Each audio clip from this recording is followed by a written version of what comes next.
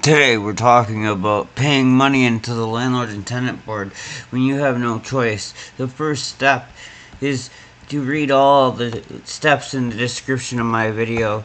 First, let me get into an example.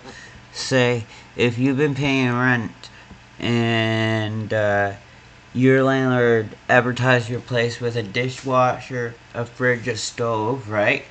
You moved in, you've seen all the appliances worked and everything, but when you moved in, none of the appliance works. And so that's a quality of life thing, right? So you write the landlord a letter, you call the landlord up, you'd be like, fix this. Now you got leaking pipes now, and a running toilet all the time, right? You need a plumber to come in and plumb your toilet. You let your landlord know. You still don't hear nothing back from your landlord. Okay, your sink is leaking. And now dripping under your sink. You got a bucket under there because you don't want water.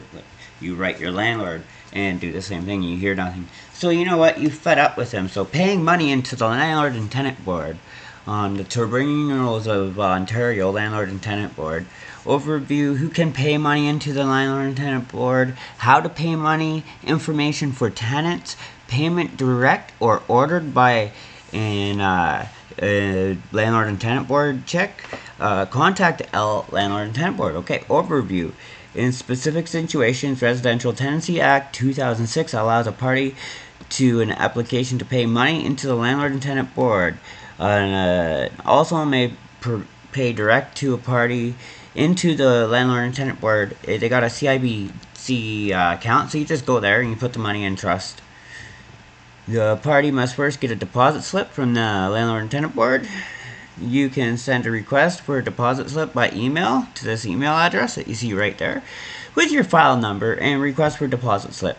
So the file number is your case file number, because obviously you're having problems now, and the only way you think you can do something is if you start paying into trust. So next time your landlord comes by, you'll be like, okay, let's take this up with the landlord and tenant board. You're obviously not listening to me. So they've been getting my money that instead of paying you, I've been paying them. Here's the receipt. Anyways, step 3, take the deposit slip to your payment. Any CIBC branch, the bank will do the following: take your payment, deposit it into the trust account, date stamp your deposit slip, and give you a copy. There's your rent receipt. You cannot get kicked out. Now, you are forcing him to go in front of the landlord and tenant board, answer for his stupidity.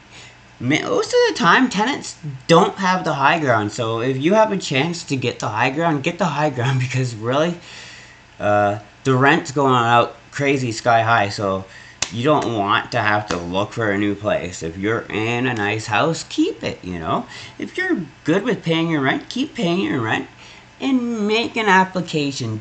Don't just stop paying your rent, because then you will get kicked out for not paying your rent, or you owe a bunch of money. Now, I think that's all. Step 4. After you pay at the CIBC, you must provide date, stamp, deposit slip to the landlord and tenant board as soon as possible, so you don't want to wait on that. Upload a picture or scan a copy of it directly to your cell phone, and then click email and Gmail and send them that deposit slip, because what they're going to do is they're probably going to send the landlord, hey, we got some money held in trust. Come talk to us at the next court date, and we'll have a check for you waiting if you answer our questions good enough. But if you don't answer our questions good enough, we're going to wait till the next court date, and we're just going to keep your money in trust until you fix the problems. Anyway, say you got a leaky roof. Well, the only way to really make him do anything is to just keep paying the landlord and tenant board till he fixes your roof, so you don't get kicked out. And then say if he doesn't fix it, you go to the landlord and tenant board and say it's now unfit to live in. The landlord and tenant board will give you your money back because it's unfit to live in, to go and move into a new place. They're pretty good like that. First, you just have to go about things the right way, but most of the time, you can use the law to your side. Easy hack out, and if you want a link to this video, it is going to be in the pinned comments to this page. It's really good. Lots of information. Read up by it.